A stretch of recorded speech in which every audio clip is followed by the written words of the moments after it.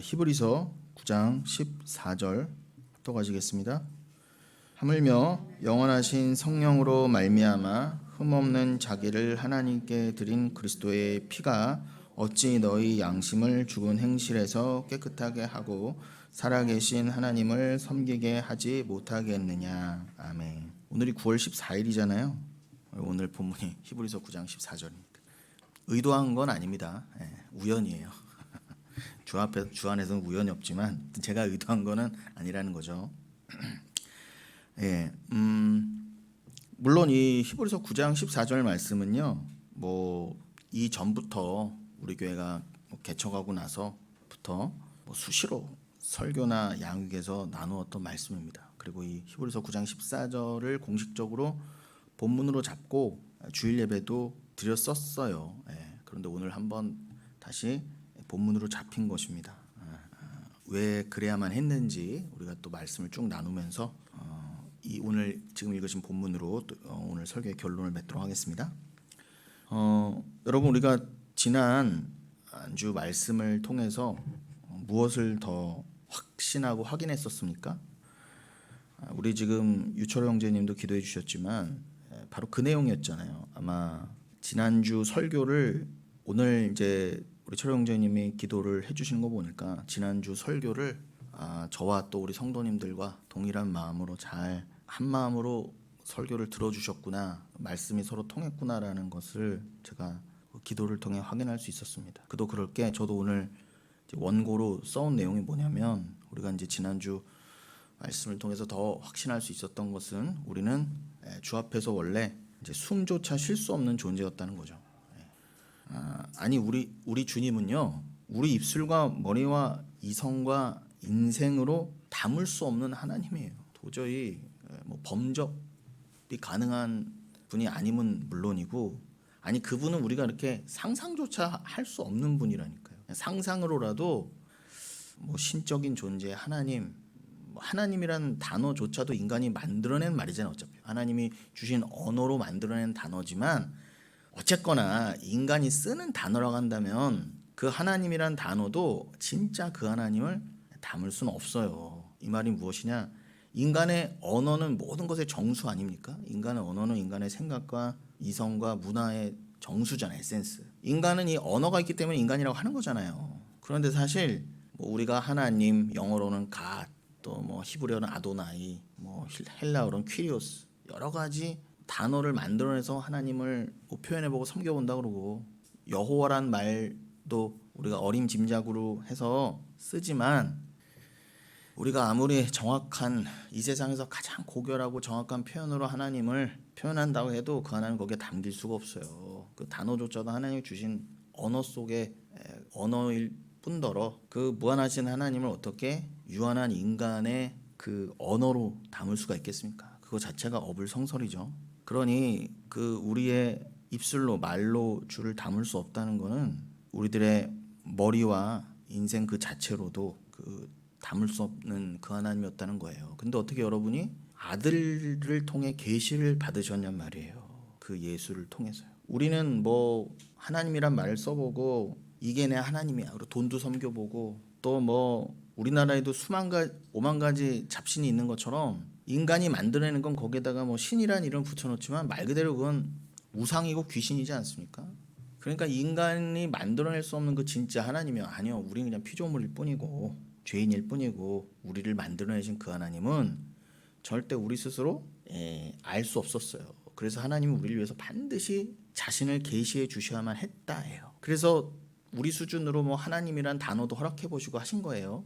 그래서 그분은 하나님이라 할 수 있습니다. 그래서 기독교를 계시의 종교라고 하는 거예요. 굳이 종교의 이름을 빌리자면 기독교만이 하나님 우리를 강권적으로 그냥 찾아오셔야 돼요. 말씀을 그냥 쑤셔 넣어 주셔야 그 하나님을 조금 알 수 있는 거예요. 그래서 우리 스스로는 절대 알 수 없기에, 아니 예수를, 그 아들을 주셨는데도 그 아들을 못 알아보고, 우리 철호 형제가 기도해 준 것처럼 그 아들을 심지어 때려 죽였잖아요. 십자가에 달아 죽여버려 딱 한다면 우리는 정말 죄인 중에 죄인 아니겠습니까? 그런데 심지어 내가 그 죄인인지도 모를 때에 성령을 통해 야, 네가 바로 예수 죽인 자야 라는 죄를 알게 해주시고, 그 하나님 보내신 그 아들 예수가 바로 하나님의 유일한 계시였구나.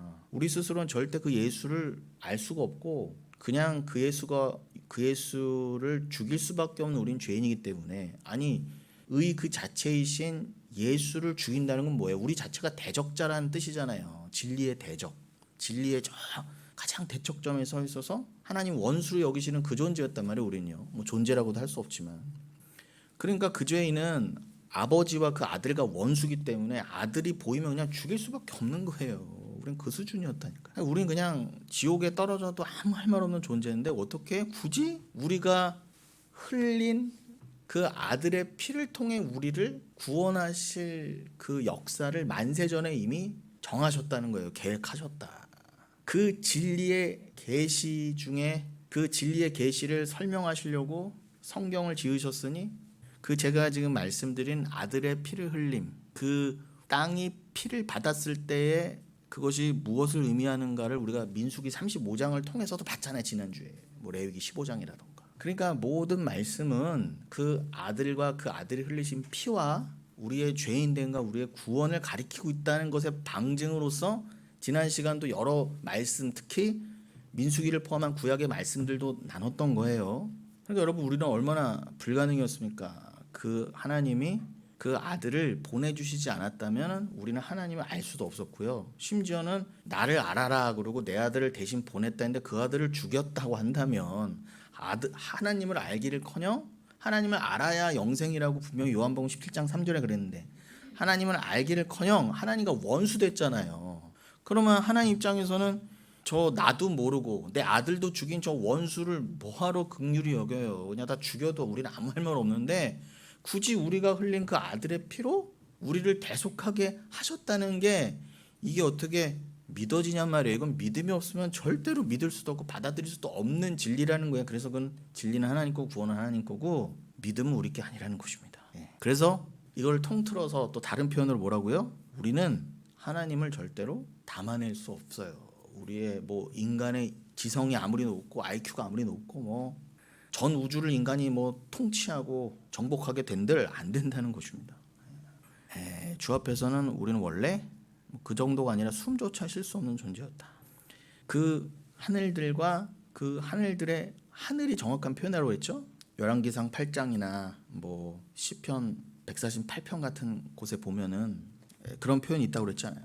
하늘들과 그 하늘들의 하늘. 우리나라 성경에서는 뭐 하늘과 하늘들의 하늘 뭐 이런 정도로밖에는 표현을 못 해놨지만 그것의 정확한 의미가 뭐라고요? 그것을 히브리어로 봤을 때 핫사마임 무셈의 핫사마이라고 되어 있어요.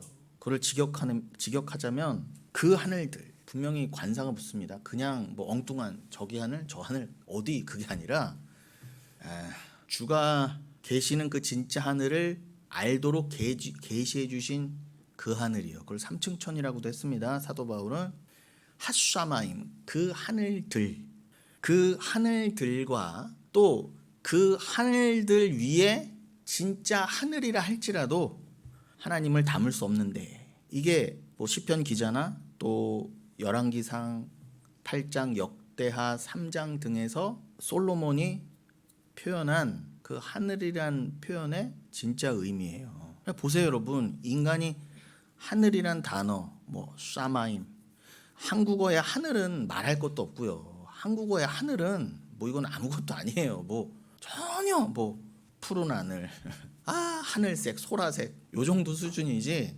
한국말의 하늘은 절대로 그 성경의 그 의미를 담아내지 못해요. 그러니 얼마나 한계가 있습니까? 쏴맘이라고 하는 히브리어를 가져와서 그냥 하늘이라고 표현해봤는데 이거는 원래 하늘들인데 복수 단수도 틀려버렸고 그럼 여러분 생각해보세요. 아니 하늘이면 그럼 하늘이지 하늘을 어떻게 센다고 하늘들이라고 그래. 우리는 개념조차도 맞지 않아요. 그러니까 성령의 도우심이 아니면 우리는 이 말도 안 되는 성경을 가지고 절대로 하늘을 알 수 없어요. 하늘을 모른다는 건 뭐라고요? 하나님을 모른다는 거니까요. 하늘 그 자체가 우리가 진리가 된다는 뜻이 하늘이 된다는 거거든요. 그러니까 우리도 하늘이 돼야만 해요. 그래야 구원이거든요. 그리고 이미 우리는 하늘이 됐다예요. 그 진리를 알아.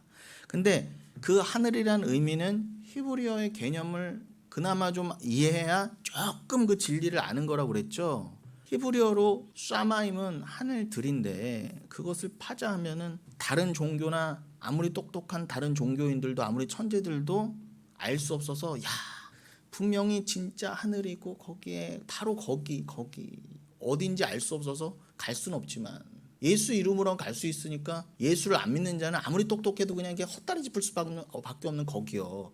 야 그런 곳이 분명히 있을 거야. 우리가 인간이 모를 뿐이지. 거기에 근데 물이 있어. 그러니까 거기에 물이 있다는 게 쏴마임인데 우리는 거기가 어딘지도 알고 그 물이 바로 누군지도 알잖아요. 그래서 그 하늘은 그 하나님과 그 예수 그 진리를 품고 있어서 하늘이라고 하는구나. 그게 쏴마임의 의미거든요. 근데 그거를 썼던 히브리인들, 유대인들도 그 쏴마임이라는 표현을 받고도 예수를 몰라서 죽었다고 한다면 우리는요 쏴마임은커녕 아니 그죠? 예수는커녕 쏴마임도 몰랐던 우리는 완벽한 불가능 아니었어요. 근데 여러분들은 어떻게 그 주님이 예언하신 성령의 도우심을 정말 약속의 성취로 받아서 주님이 언약하고 약속하신 성취가 성령 받은 여러분이잖아요. 그러니까 여러분들이 어떻게 히브리인도 아니고 유대인도 아니고 쏴마임도 몰랐고 그냥 하늘 심지어는 성경에 나오는 하늘이 어떤 의미인지도 몰랐고 그게 원래 하늘들이구나도 알지 못했던 여러분이 어떻게 그 예수를 알아? 뭐 하나님을 사랑한다, 뭐 섬겨본다 이렇게 되셨냐는 거예요. 그러니까 철호 형제의 얘기는 이걸 우리가 다 안다면은 우리가 하나님 사랑한다, 뭐 섬긴다는 말조차도 사실은 할 수 없는 존재구나. 뭘 알아야 뭐 한다고 그러지. 이 정도도 그냥 주님이 이렇게 알려주신 거예요. 알려주지 않았다면 그냥 떠듬떠듬 장님일 수밖에 없는데 우리가 뭐 얼마나 알아서 하나님을 섬긴다, 나 하나님 사랑해요, 나 하나님 알아요, 어떻게 이럴 수가 있냐는 말이에요.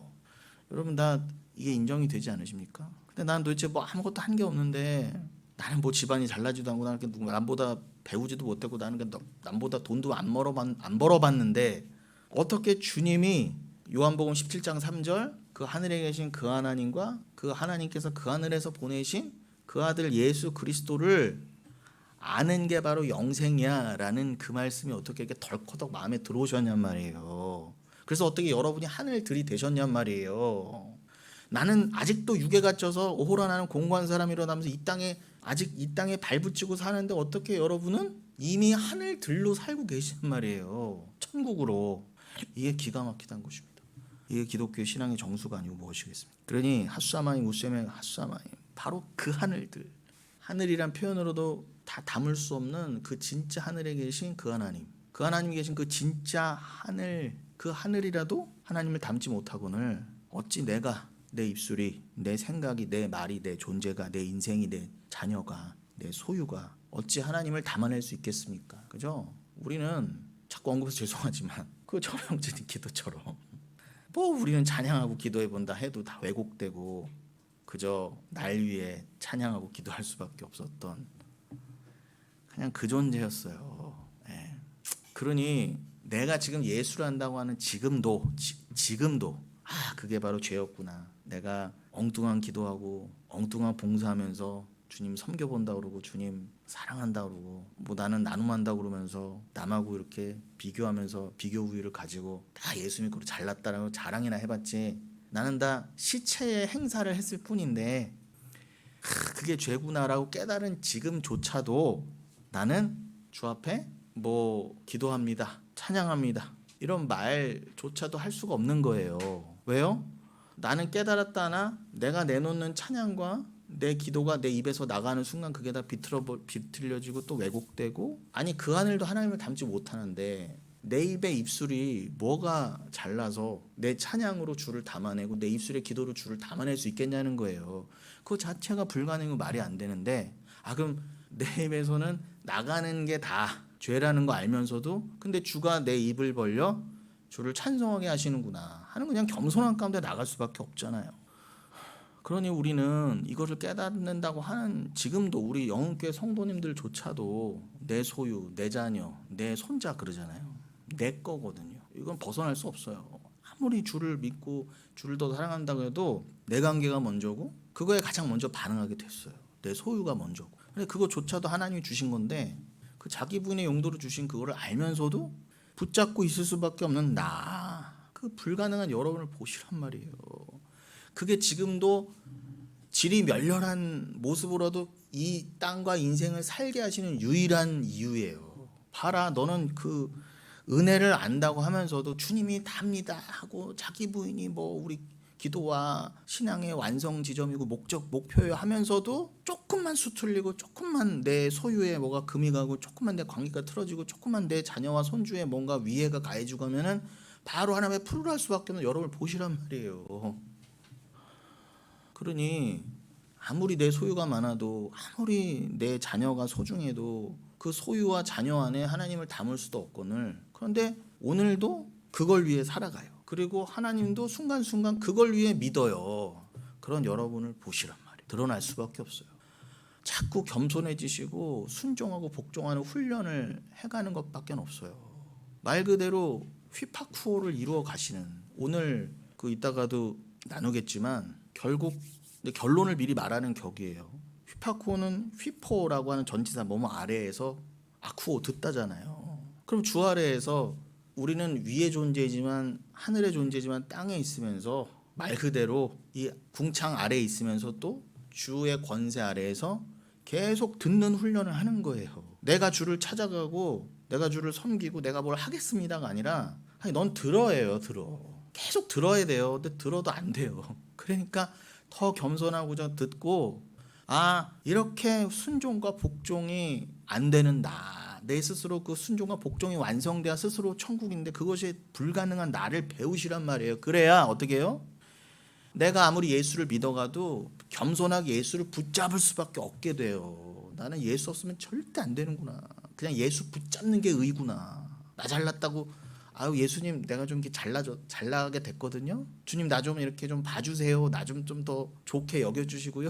나 좀 더 인정해 주세요가 아니라 그냥 갈수록 주 앞에서 그저 먼지가 되어가야 합니다. 아니 사도 바울이 그렇게 말하고 그런 인생으로 지어갔을진데 우리가 말해 뭐 하겠어요. 그런 여러분은요 오늘도 여러분들이 내놓는 모든 이 호흡부터가 모든 행사와 말 그 다 죄라는 것만 알고 계세요. 그 모든 여러분들의 시도가 죄일 수밖에 없어요. 또 그래야만 제가 오늘 말씀드린 진리가 완성되고 성립되거든요. 다시 한번 강조하지만 그저 그래서 여러분 주 앞에서 겸손하게 무릎으로 나가야 될 뿐입니다. 그저 강도 만난 자로서, 이미 죽은 자로서 그저 주님의 은혜와 도우심을 구해야 할 뿐이에요. 우리 눈에 보이지도 않는 하나님을 우리가 어떻게 사랑해요? 우리는 그럴 수 없는 존재예요. 그리고 그게 죄인 줄도 모르고 내가 주를 사랑합니다 라고 하는 가당치도 않은 고백을 했던 자들이에요. 보세요 주님, 내가 이렇게 주님 사랑해서 봉사도 하잖아요. 나 좀 복 주세요. 이 따위 말까지 했던 자들이에요. 나만 복 달라고 그래. 내 아들의 아들까지 천대 만대까지 복 주소서. 그놈의 복. 아유 진짜. 이 복 얘기만 왜 열받는지 모르겠어요. 빨개지네 벌써 목에 막 열이 오르고 막. 오늘 이렇게 와이셔츠 목이 좁은 거야. 치가 떨려서 그래요. 여러분은 목사님 이렇게 예민하고 뭐 그래서 그래. 아니요. 제가 이렇게 치가 떨려야 여러분이 조금 그나마 그게 가요. 제가 그냥 이것도 좋고 저것도 좋고 그러면 여러분들은 뭐 여기서 큰 돌이 물에 쾅 떨어져서 물결이 번져 나가야 가지. 그러니까 제가 여러분들보다 더 잘난 건 하나도 없는데 그저 더 분기탱천한 게 이유가 있다는 정도로만 이해해 주십시오. 그러니 내가 주를 사랑합니다라는 고백을 우리가 정말로 할 수 있는 존재를 하더라도 주님은 그것도 굳이 받으실 필요가 없는 분이에요. 왜요? 홀로 완성된 영광 중에 계시는데 뭐하러 우리의 또 영광이 필요하세요? 우리가 만들어드리는. 원래 주님 입장에서는 그냥 홀로 완전하신 분이기 때문에 우리 자체를 굳이 만드실 필요도 없었다니까요. 난 그게 이해가 안 돼요. 굳이 우리를 만드셔서 굳이 아들을 인간의 몸을 입히셔서 굳이 교회라고 하는 신부로 완성되게 만드셔서 그걸 또 아들은 그 영원과 무한한 영광에서 격화되는 걸 또 당연히 또 아멘이라고 순종하고 휘파쿠오를 먼저 하시는 거예요. 주님이. 왜요? 하나님을 사랑하기 때문에. 또 하나님이 피조물임에도 불구하고 우리를 사랑하신다고 하니까 그게 하나님 뜻이에요? 그럼 내가 아버지의 뜻을 위해서 내가 저들의 신랑이 될게요. 내가 십자가 질게요. 아니 이걸 어떻게 감당하시냐 말이고 또 영원토록. 난 정말 이게 이해가 안 돼요. 굳이 안 그러셔도 되는데. 이건 그저 뭐 사랑 때문이다. 뭐 하나님은 사랑입니다라는 것들을 이게 사실은 부족해요. 그러니까 그저 요한일서 4장 8절에 하나님은 사랑이시라 무슨 철학적 명제처럼 그냥 딱 박아놓으신 거예요. 왜요? 뭐 이거 뭐 어떻게 더 설명이 안 돼. 예. 영을 안 받으면 이거보다 막 자세히 설명한다 그래도 사랑조차 모르는데 뭐 설명한들 그 사랑이 밍숭맹숭한데 그러니 그냥 하나님은 사랑시라를 그냥 진리로 탁 박아놓으시고 깨닫게 한 자만 야 어떻게 그 사랑은 정말 표현할 수 없는 그 사랑이구나를 그냥 깨닫게 하시는 거예요. 천국에나 가봐야 조금 우리가 이제 그 사랑을 더 표현할 수 있겠죠. 그래서 나는 이 땅에서 살면 살수록 죄가 나오고 그 죄를 배우라고 이 땅을 살게 하신 거라고 했습니다. 그러니까 나는 살면 살수록 죄가 나오면서 그저 우리들의 입술에서는 우리를 긍휼히 여주옵소서 호산나만 나오게 돼 있어요. 믿는 자에. 호산나가 뭐라고요? 시편 108편 25절 나를 건져 주옵소서 나를 살려 주옵소서. 그게 호산나예요. 호시아나. 이거의 헬라어 음역이 호산나입니다. 나를 긍휼히 여겨주시고 건져주시고 살려주시고 구원해주세요가 호산나예요. 그래서 다윗의 아들이 호산나 했던 거잖아요. 히브리인들이 예수님을 보고. 그러니 다시 한번 강조합니다. 나는 살면 살수록 죄가 나오고 숨을 쉬면 쉴수록 죄의 힘이 증명될 뿐인데 나를 이 땅에 살게 하신 이유가 무엇인가? 먹고 살면 살수록 먼지보다 가벼운 존재라는 것만 드러날 뿐인데 말을 하면 할수록 쌓이는 건 죄요 먼지인데 왜 나를 오늘도 살리십니까? 주를 사랑한다는 고백조차 가당치 않은 존재임을 아니 존재라고 말할 수도 없는 죄인임을 먼지보다 가벼운 존재임을 알게 하시고 그 말도 안 되는 나 위에 부으신 그 아들의 피가 얼마나 소중한 것인지 처절히 깨닫게 하시고자 오늘도 생명을 연장시켜 주신 것뿐이에요. 그게 여러분 인생의 유일한 목적이에요. 다른 거 없어요. 여러분 잘 먹고 잘 살고 여러분 아들의 손자까지 뭐 잘 되는 거 보고 뭐 이 나라에서 내가 필요한 인간이 되고 이런 거 없어요. 하나도 없어요. 그건 부수적인 거예요. 그거 있고 없음으로 여러분의 영생이 판명나지 않아요. 중요한 건 여러분의 영생과 구원이라니까요. 너는 그저 선한 사마리아인을 기다리라. 네가 그냥 강도 만난 자가 되어 널브러져 있으라는 거예요. 내 자아가 있어봤자 내가 좀 일어설만해.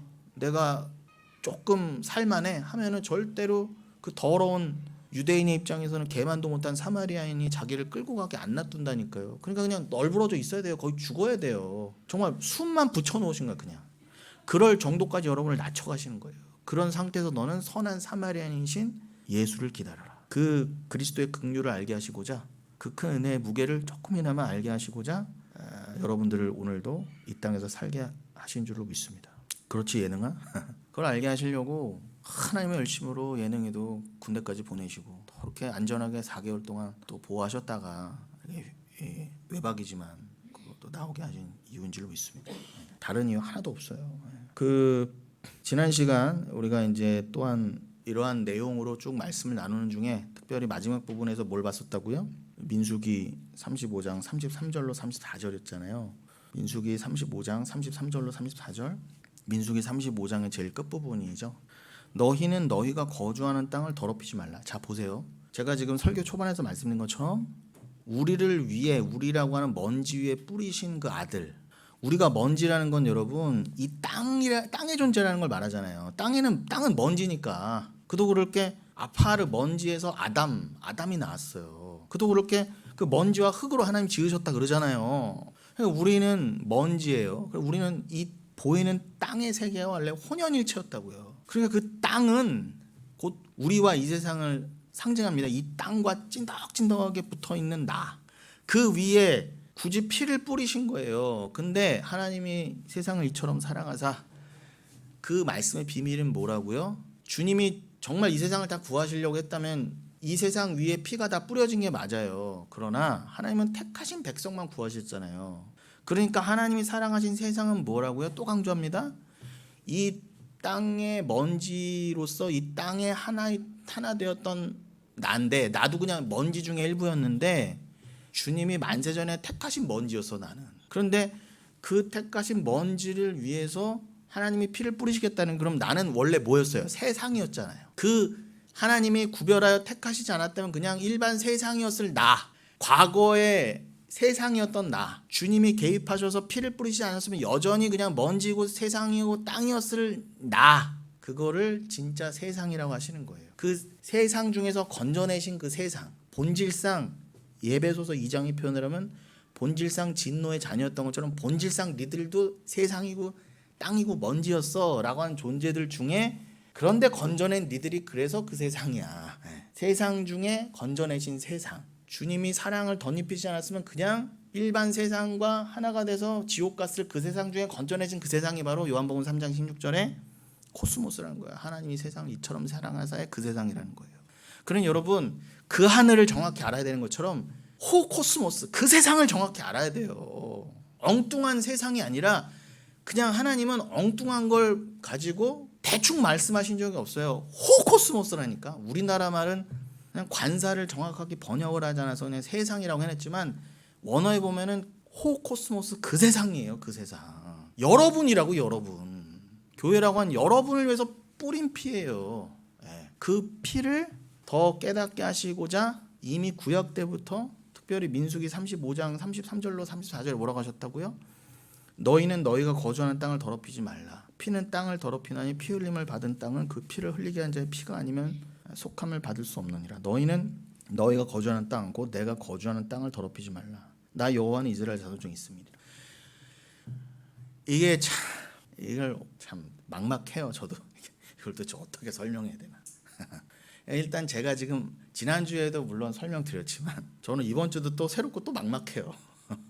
아무튼 제가 지금 말씀드린 우리는 원래 버림받은 그 땅이 맞구나. 그런데 하나님이 우리를 피를 뿌려서 하나님이 거하실 만한 땅을 만드셔야 되는 거예요. 그거를 성전이라고 해도 좋아요. 우리를 주가 거하실 만한 성전 삼으시려면 우리가 거룩해져야 되잖아요. 그런데 보세요. 이미 민수기의 말씀에 따르면 우리는 분명히 너희는 너희가 거주하는 땅을 더럽히지 말라. 이건 문자적인 의미죠. 그냥 율법은 겉으로 보면 문자예요. 그럼 어떻게 해요? 내가 지금 이 땅에서 내가 지금 예를 들어서 시흥시에 살고 있는데 이 땅을 그냥 더럽히지 말라. 그러니까 여기서 남 죽이지 않고 깨끗하게 양심 지키면서 살라는 그냥 그런 뜻인가?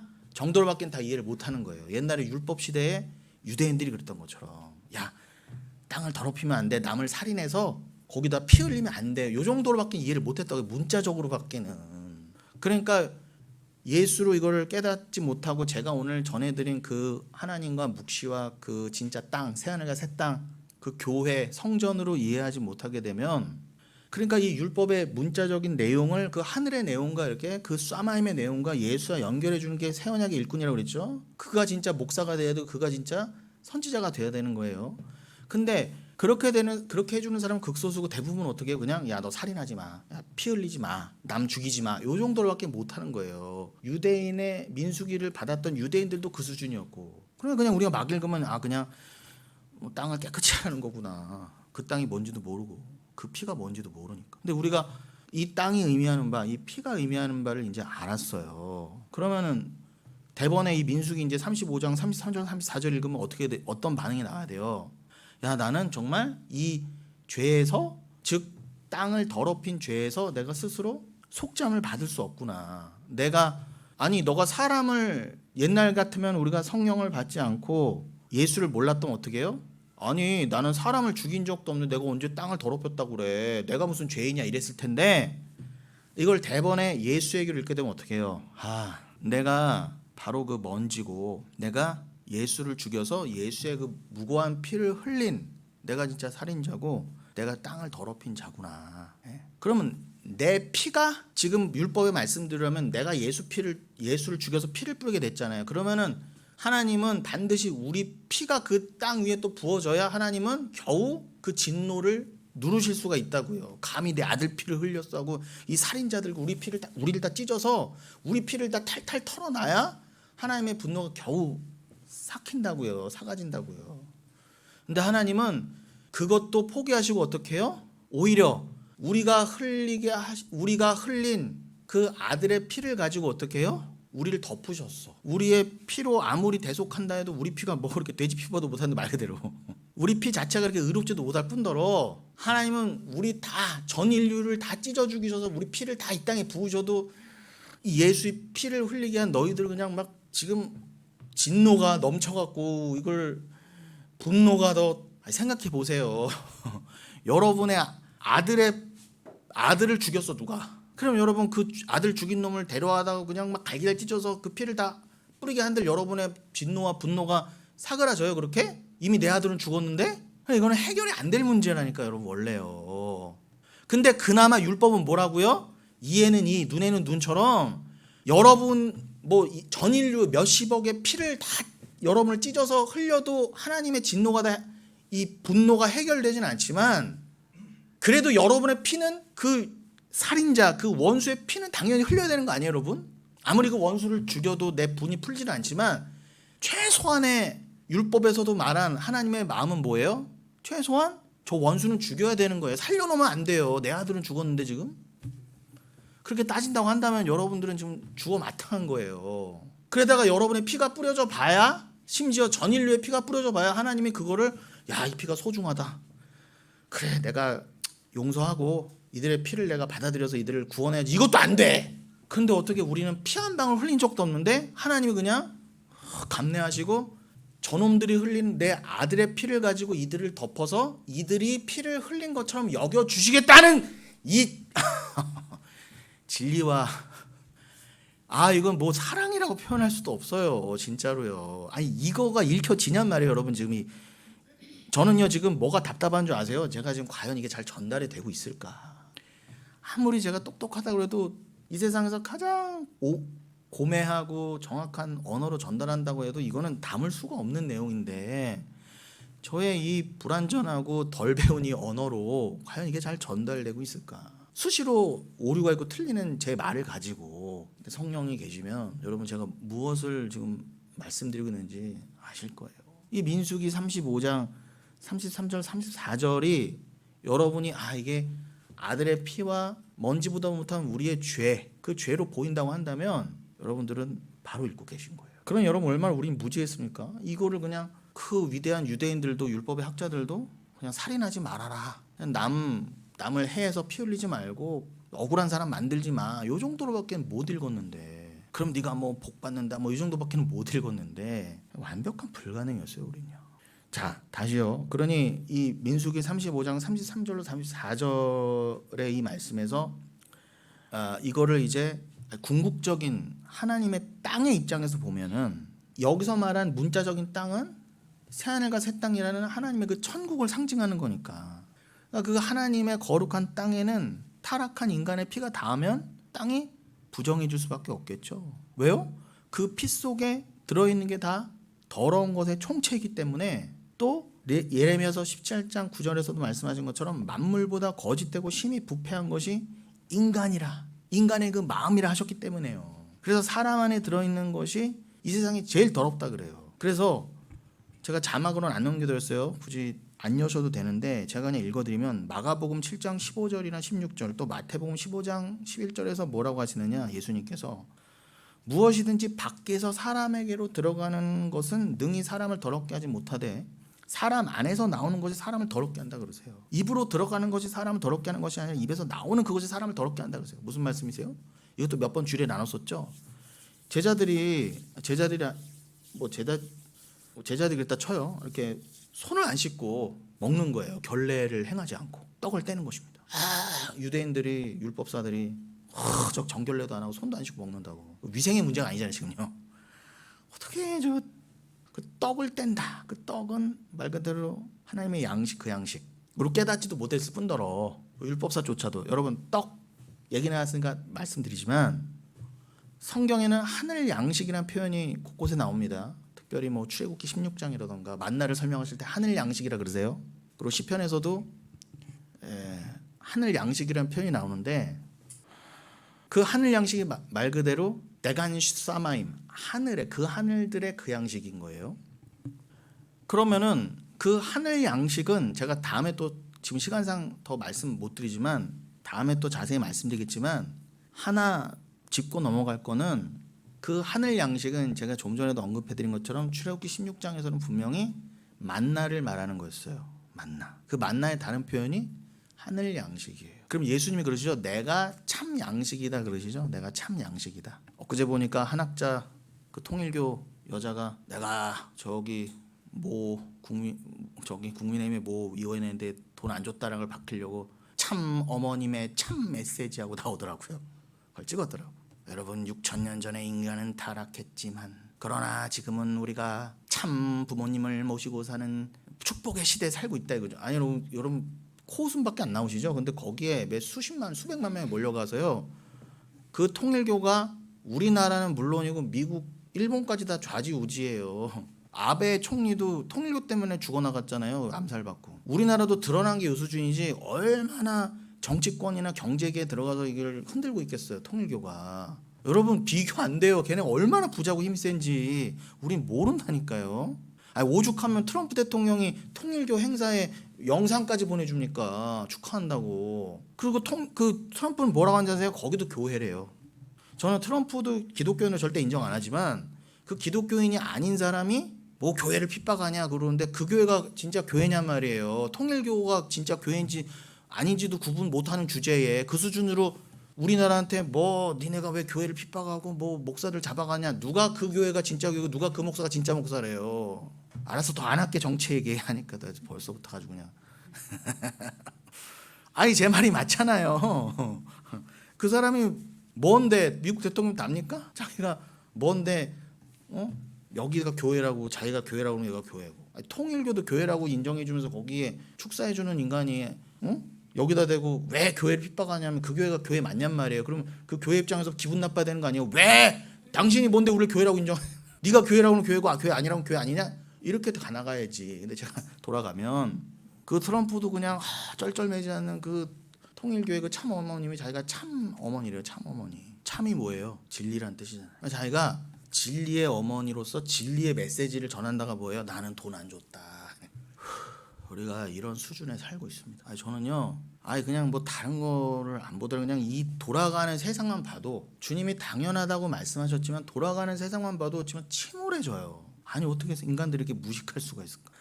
아니 어떻게 인간들이 이렇게 영적으로 무지몽매할 수가 있을까? 어떻게 그렇게 사도 바울이 목 놓아서 외모를 보지 말라고 한 거를 모르고 다 눈에 보이는 대로 저 부자가 저러니까 저 대통령이 저러니까 저 권력가가 저러니까 거기에 다 넘어가서는 진짜 똥인지 된장인지도 다 구별도 못하고 그렇게 가는 거 보면은 다 손에 손 잡고 지옥으로 몰려가는 거 보면 정말 너무 한탄스러워요. 저 그렇게 비정한 사람 아닙니다. 다 같이 때로 모여서 걸어사이 2,000마리 돼지떼처럼 저 벼랑에 떨어져 죽어나간 돼지떼처럼 다 일렬 오와 열을 맞춰서 척척척척 하고 그치 제식훈련 받았지 예능아 그렇게 그냥 착착착 여러분 중국하고 북한 보세요 그냥 이렇게 걸어가더라고. 발끝도 안 틀려요. 러시아도 그러죠. 제가 보기엔 그 모양으로 지옥으로 가고 있어요. 이 인류들이 다. 그런 거 보면 너무 여러분 마음이 힘들지 않으세요? 나는 구원 받았지만 그 참 어머님 그 가짜 엄마도 자기가 진리의 어머님이다. 그리고 진리의 메시지랍시고 내놓고 있어요. 여러분 예수님이 그러셨어요. 내가 참 양식이다. 나만이. 나만이. 그래서 너희들에게 출애굽기 16장부터 만나를 줬잖아. 하늘로부터 떨어지게. 근데 그거를 받아먹은 유대인들조차도 다 실패했단 말이에요. 그걸 예수로 못 깨닫고 이게 예수구나. 분명히 주님은 하늘 양식으로까지 얘기해 주셨는데 그럼 여러분 다시요. 그 예수님께서 왜 손 안 씻고 먹어요 하는 인간들에게 뭐라고 하셨다고요? 야 니들이 말하는 그 정결례로 먹어야 되는 그 빵이 뭔지도 모르고 떡이 뭔지도 모르는 주제에 그게 바로 하늘 양식 그 만나 곧 성찬 때에 찢어주신 떡이 상징하는 바 그 예수를 그 말씀인지도 모르는 주제에 니들이 내 앞에서 지금 정결례를 얘기해? 안식일을 얘기해? 야 내가 한마디 할까? 니들이 뭐 아무리 손 씻고 심지어 위생적으로라도 무흠하게 먹는다 하더라도 니들은 그거 손 안 씻고 먹고 그 정결례를 안 지키고 율법을 안 지키고 먹으면 그 음식이 마치 너희를 더럽힐 것처럼 그러지만 아니야. 니들이 원래 다 썩어 있어. 니들이 다 시체야. 니들이 다 먼지고 니들이 이미 정결하지 않은 존재라니까. 니들이 더러운 건 원래 더러운 거고 너희를 더럽히는 건 그 입에 들어가는 그 손 닦지 않고 먹는 그 떡이 너희를 더럽히는 게 아니라 이미 너희는 죄인이기 때문에 너희 안에서 나오는 말이나 생각 모든 것이 인간을 더럽게 만드는 거고 그게 더러움의 근본이야 그러시는 거예요. 그 예레미야 17장 9절의 말씀과 똑같잖아요. 인간의 마음이 가장 더럽다 이 세상에서. 그런데 그런 인간 인간의 그 더러움을 상징하는 피가 쏟아져서 땅을 부정하게 만들어 버리기 때문에 절대 땅에 피를 흘리면 안 된다고 율법에 기록되어 있는 것입니다. 그래서 살인도 안 된다는 거예요. 사람 죽이는 거 그게 윤리 도덕적으로 나쁜 것이라고 성경에선 가르치시지도 않고 그런 건 다 삭제하시고 그냥 땅이 더럽혀지면 안 된다. 그래서 그 말씀을 하신 거예요. 왜요? 하나님이 함께 거하실 땅이니까. 그 약속의 땅이니까요. 그래서 하나님께서 그 부정한 자들을 물로 씻으라고 즉 성령으로 그 죄를 씻기실 거라고 하신 것입니다. 그래서 우리가 오늘도 언급하지만 에스겔서 36장에서 예언하신 새 언약에서는 그걸 나 여호와가 고국 이스라엘 예루살렘 땅이 상징하는 바 새하늘과 새 땅 즉 나 여호와의 땅에 들어가서 너희를 물로 성령으로 씻어 깨끗하게 할 것이다 라고 하신 거예요. 그래야 하나님이 거하실 수 있거든. 그건 우리를 정결케 하심으로 말미암아 하나님의 땅이 완성된다는 뜻이기도 해요. 이게 바로 새 언약입니다. 그래서 에스겔서 36장 25절로 26절을 다시 열어주시면 자 맑은 물을 너희에게 뿌려서 너희로 정결하게 하되 곧 너희 모든 더러운 것에서와 모든 우상 숭배에서 너희를 정결하게 할 것이며 또 새 영을 너희 속에 두고 이 새 영을 루아흐 하다시로 되어 있습니다. 이거는 그 바로 에스겔서 다음 장인 37장에서 마른 뼈들 위에 부어진 그 성령을 말해요. 그 루아흐 하다시를 너희 속에 두고 또 레브 하다시 새 마음을 너에게 주되 너희 육신에서 굳은 마음을 제거하고 부드러운 마음 레브 바사를 줄 것이며 라고 되어 있습니다. 레브 마음 레브 하다시 새 마음과 레브 바사 부드러운 마음을 주신다. 무얼 부어서? 루아흐 하다시 새 영을 부어서. 그러니까 한마디로 물과 성령이라는 거예요. 그럼 예수님의 말씀도 동일하죠. 요한복음 3장에서 니고데모에게 물과 성령으로 거듭나라고 하신 거 그걸 아노텐이라고 합니다. 거듭나다. 그게 뭐라고요? 위로 나는 거예요. 저 진짜 하늘의 그 위로 나라 즉 하늘을 깨달으라 그 뜻이에요. 쉽게 말하면 그게 물과 성령으로 거듭나는 나의 다른 뜻이에요. 그러면 여러분 지난달 8월 31일 주일에 우리가 무슨 말씀 나눴었죠? 누가복음 10장 26절에서 네가 율법을 어떻게 읽느냐가 주일 설교 제목이었죠. 그럼 그 어떻게 읽느냐가 읽다 우리는 그냥 읽는다 그건 줄 알았는데 원어를 살펴보니까 뭐라고 했다고요? 아나기노스코였죠. 네가 그것을 율법을 네 눈에 보이는 율법을 저 민수기를 예를 들면 민수기 35장의 그 말씀을 저 위로 하늘로 예수로 기노스코 알고 깨닫고 있니? 그게 예수님이 율법사에게 너 율법을 어떻게 읽느냐의 진짜 뜻인 거예요. 그러니까 아노땡 아나기노스코 다 아나잖아. 위 그건 저 위의 얘기라니까 여러분. 궁창 위 그게 거듭나다. 그 위로 알게 하시려고 거듭나게 하시려고 우리에게 무얼 주신다고 이미 에스겔서 36장에 25절 26절에 약속돼 있었다고요? 새 영을 부어서 새 마음을 줄게. 그거는 너희들의 죄를 깨끗이 씻는 그 물로 상징된 거야. 그래야 너희가 내가 거하는 새하늘과 새 땅에 정결하게 돼서 들어가지 않겠니? 그게 또 손을 씻는 정결례에 담긴 내용인데 아무도 몰랐던 거예요. 이걸 아무도.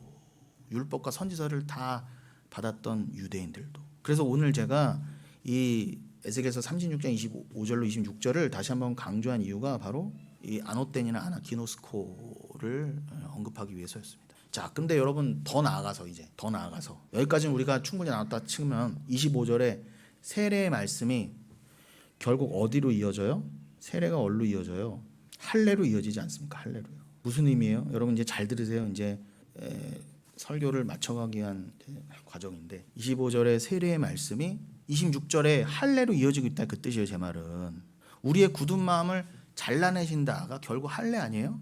그러니까 여러분 세례와 할례는 같은 거예요. 맞죠?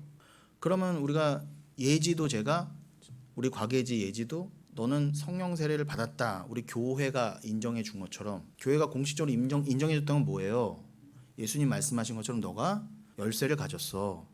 네가 열면 땅에서도 열리고 네가 닫으면 이 땅에서 닫히는 거야. 여기서 풀면 하늘에서 풀리고 여기서 이렇게 맺으면 저기서도 맺어져서 안 풀려.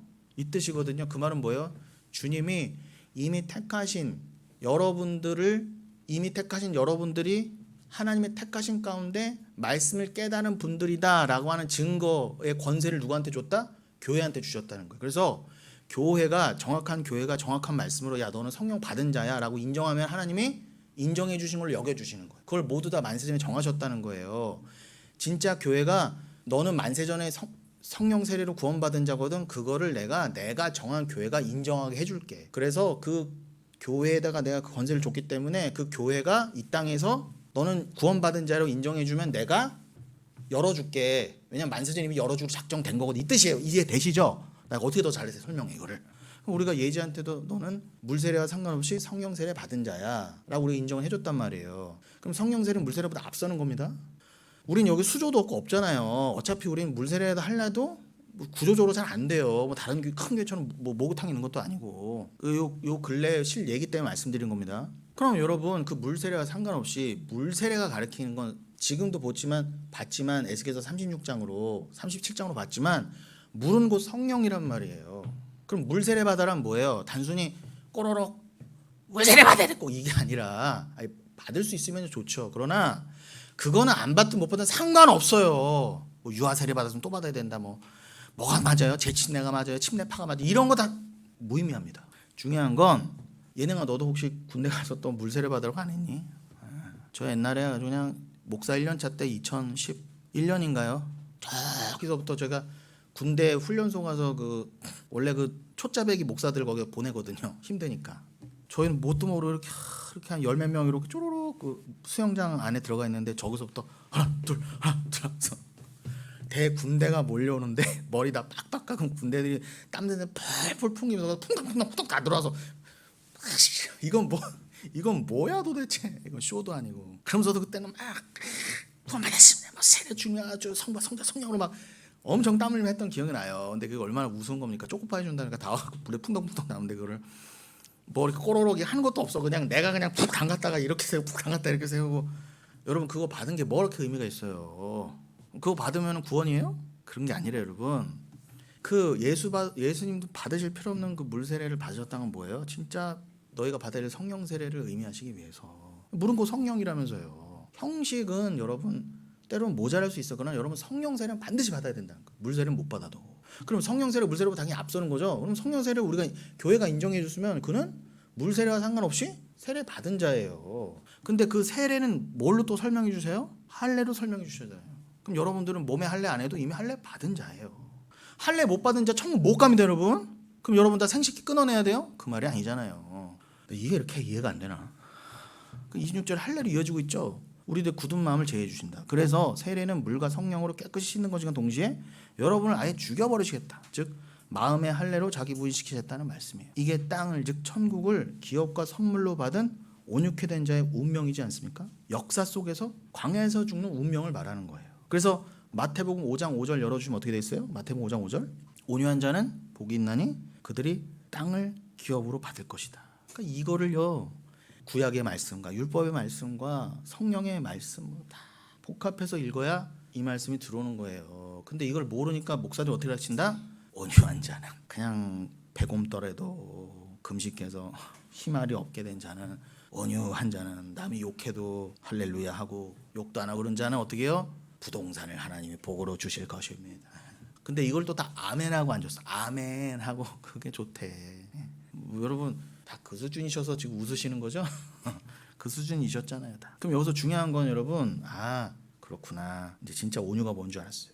진짜 온유는 이미 복을 받은 자인데 그들은 그 땅이란 천국이었구나. 그리고 그 땅을 내가 거룩한 주님이 거하실 만한 땅이 된가 동시에 그 천국을 내가 소유와 기업으로 구원의 증거로 받게 됐어요. 근데 그렇게 해주시려고 또 그걸 설명해 주시려고 세례는 곧 할례다라는 말씀까지 동원하신 거예요. 그러면서 뭐예요? 더 기가 막힌 건 이제 신명기 10장 15절 19절 열어주시면 그래서 마음의 할례라는 게 나오거든요. 제가 지금 오늘 설교의 흐름이 뭡니까? 마음 그래 새 마음 새 영으로 새 마음 그래 세례와 마음의 할례. 근데 그 할례는 그저 생식 끝을 잘라내는 그 할례가 다가 아니라 그거는 물세례가 성령 세례를 가리킨 것처럼 육신의 할례는 뭘 가리킨 거였다? 마음의 할례를 가리키는 거였구나. 이걸 깨달으시라는 거예요. 논리적으로도 맞잖아요. 신명기 10장 15절 19절 읽을게요. 여호와께서 오직 내 조상들을 기뻐하시고 그들을 사랑하사 그들의 후손이 너희를 만민 중에서 택하셨으며 오늘과 같으니라. 그러므로 너희가 구원받은 자라면 그러므로 너희는 마음의 할례를 행하고 다시는 목을 곧게 하지 말라. 너희의 하나님 여호와는 신 가운데 신이시며 주 가운데 주시오 크고 능하시며 두려우신 하나님이시라. 사람을 외모로, 그죠? 외모로 보지 아니하시며 뇌물을 받지 아니하시고 고아와 과부를 위하여 정의를 행하시며 나그네를 사랑하여 그에게 떡과 옷을 주시나니. 참, 나그네에게 떡과 옷을 주신대요.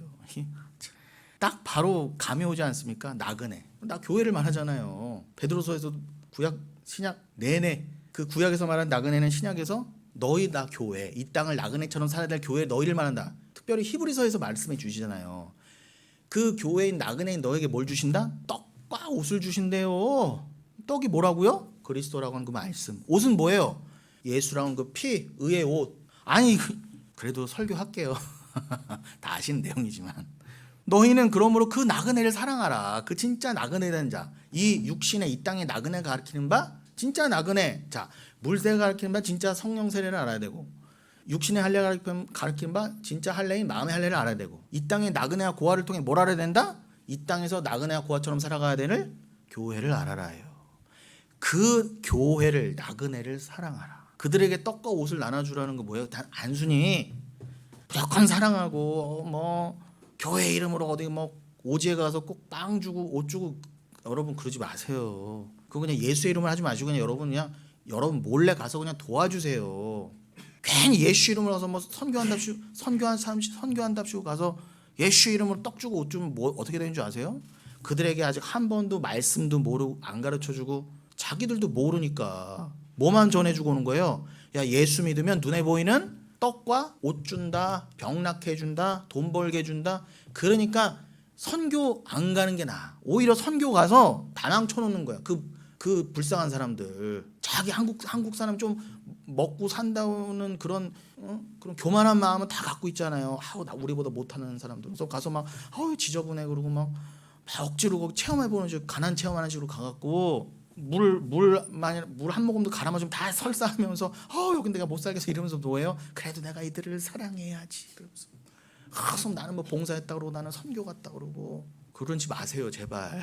쥐뿔도 모르면서 내가 뭐가 예수인지도 모르면서 그냥 가라니까. 가서 뭐라고요? 빵 쪼가리 좀 나눠주면서 자기 재산 다 털어주는 것도 아니야. 그냥 빵 쪼가리 좀 나눠주면 어떻게 해요? 예수 믿으라고. 안아주고 막 쇼해요. 막 울고 막 주님이 당신을 사랑하십니다. 그 주님이 누군지도 모르는데. 그래서 제가 단기 선교를 아주 그냥 싫어하는 거예요. 함부로 나가지 마십시오. 정 그렇게 나눠주고 싶으시면 그냥 독지가로 나가세요. 독지가. 선교 이름 빌려서 나가지 마시고. 다 돌아가면 15절에 여호와께서 오직 내 조상들을 기뻐하시고 그들을 사랑하사 그들의 후손인 너희를 만민 중에 택하셨으니 오늘과 같으니라. 그러므로 여러분 택함 받았죠? 택함 받은 거 맞죠? 구원 받은 자라면 당연히 여러분 할례를 행해야 돼요. 그럼 여기를 여러분이 내 육신의 할례를 행한처럼 내 마음의 할례를 행해야지 이렇게 읽으실 거예요? 여러분 마음의 할례 어떻게 할 건데 보이지도 않는 마음. 이건 당연히 뒤에 말씀 안 들어봐도 이건 주가 해주시겠다는 거구나로 당연히 읽혀야 돼요. 이제 여러분 수준이면. 17절 너희의 하나님 여호와는 신 가운데 신이시며 주 가운데 주시어 크고 능하시며 두려우신 하나님이시라. 사람을 뭐로 판단하지 않는다고요? 외모로. 여기는 파님이라고 되어 있습니다. 파님. 이게 여러분 단순히 문자적 표면적 얼굴이라는 뜻이기보다는 드러남이라는 의미거든요. 여러분 고린도후서 4장 6절에 이런 말씀이 있잖아요. 자막으로 안 넘겼습니다. 어두운 데에 빛이 비치를 말씀하셨던 그 하나님께서 예수 그리스도의 얼굴에 있는 하나님의 영광 하나님 빛이 우리에게 마음 비추셨네요. 그랬죠? 그런데 이걸 통해서 창세기 1장에서 빛이 있으라의 그 빛이 바로 예수 그리스도라는 그 진짜 빛이었구나. 그 빛이 있으라 하신 창세기 말씀이 이 뜻이었구나 이제 알게 됐다고 그랬어요. 그런데 그 진짜 빛, 그 하나님의 영광을 아는 빛을, 하나님의 영광을 아는 빛이 원래 어디에 있었다고 그래요? 예수 그리스도의 얼굴에 있었다고 그러잖아요. 그럼 문자적인 얼굴이 아닐 거 아니에요. 여러분 예수 그리스도 얼굴 아세요? 여러분들은 예수 그리스도를 말씀도 깨닫는 게 예수 그리스도 이 말씀에 드러났잖아요. 이게 예수 그리스도 얼굴이라니까요, 말씀이. 그런데 그 예수 그리스도 얼굴이 프로소폰이라고 됐다고 헬라어로. 근데 그 프로소폰이 어디서 왔느냐?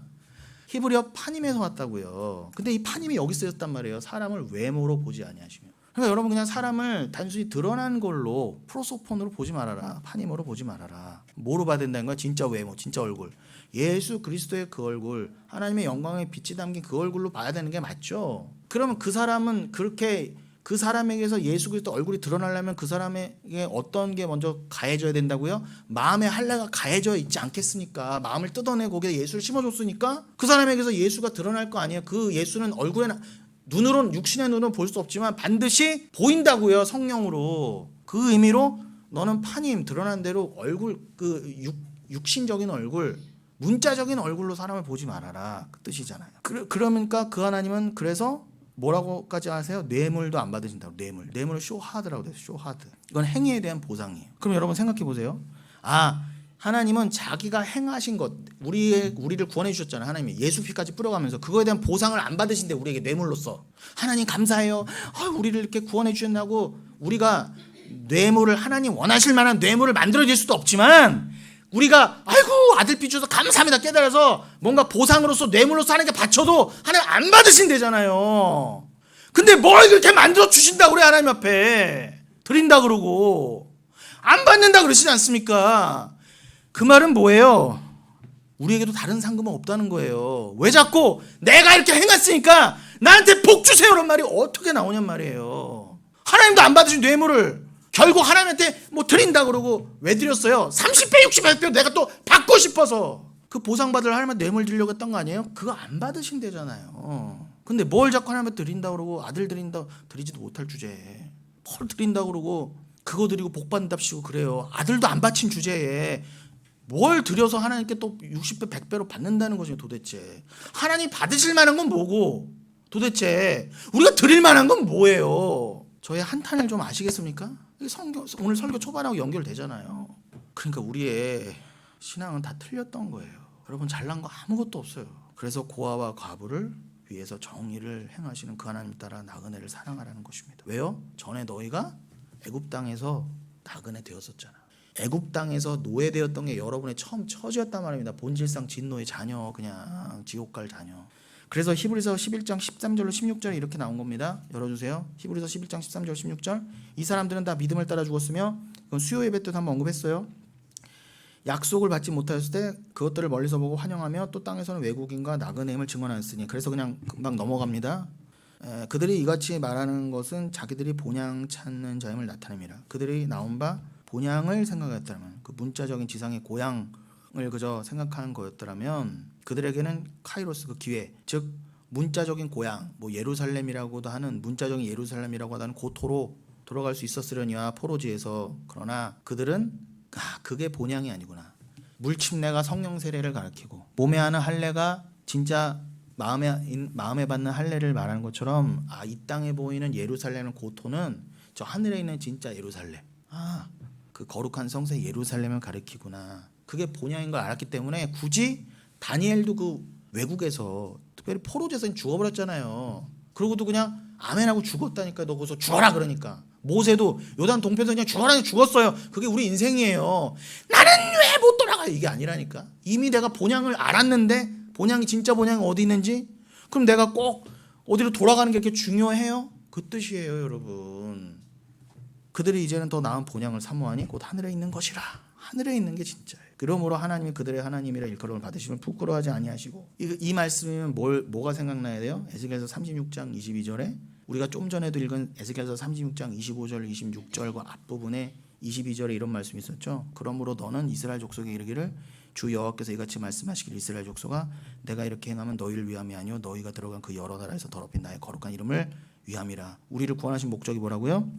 그 땅에서 더럽혀진 하나님의 이름을 깨끗하게 하시려고. 깨끗하게 됐으니까 히브리서 11장 16절을 돌아보면 뭐예요? 이제는 하나님이 우리가 우리들의 하나님 우리 하나님이라고 하는 거에 대해서 이제는 더 이상 우리를 부끄러워하지 아니하시게 됐다는 거예요.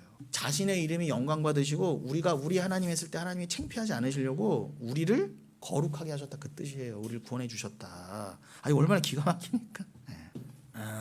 이거는 우리가 몇 주 전에 나누었던 그 신명기 24장 초반에 이혼 증서 얘기하고도 이어질 수 있는데 그건 좀 넘어가겠습니다. 그래서 하나님께서 그 히브리서 11장 16절 이하를 마저 읽으면 그 하나님이 그래서 그 우리들의 하나님이라 일컬음 받으니 부끄러워하지 아니하시고 우리를 위하여 한 성 폴리스를 예비하셨느니라. 어때요 여러분? 이렇게 하나님께서 주신 의에 의해 믿음으로 믿음에 이르게 된 히브리서 11장의 믿음의 선진들을 가리켜 또 우리들을 가리켜 크세노스와 파라피데모스 외국인과 나그네라고 부르잖아요.